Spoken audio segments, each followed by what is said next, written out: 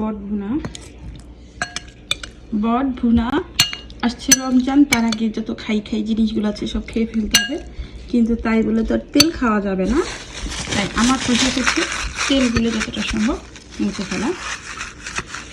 যাই হোক, আচ্ছা এখন এই বট ভুনাটাকে আমি আমার মতন করে মেক করব। দিয়ে দিব কিছু পেঁয়াজ পাতা,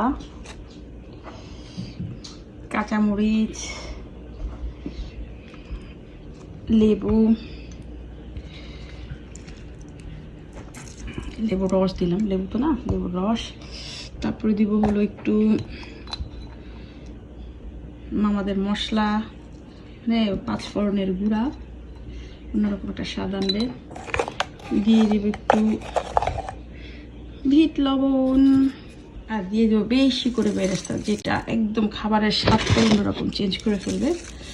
এখন শুধু জাস্ট ফুটা দিয়ে খাওয়ার পালা। বেশি করে দিয়ে দেবো শসা। মামা তো কিপটামি করে দেয়, আমি কিপটামি করে দিলাম না, একদম একটা শসা পুরোপুরি দিয়ে দিলাম। দেখেন কতটুকু কি বলে বট এখন আমার 1 বাটি হয়ে গিয়েছে। বাস রাতে শুধু এটাই খাবো, ডায়েট ফাইট করে হবে কি।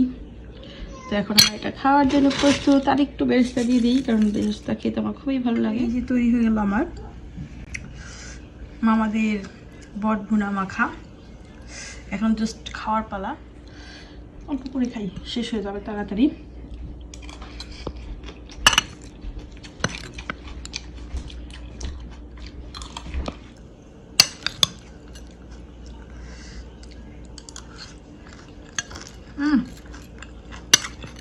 সুবহানাল্লাহ।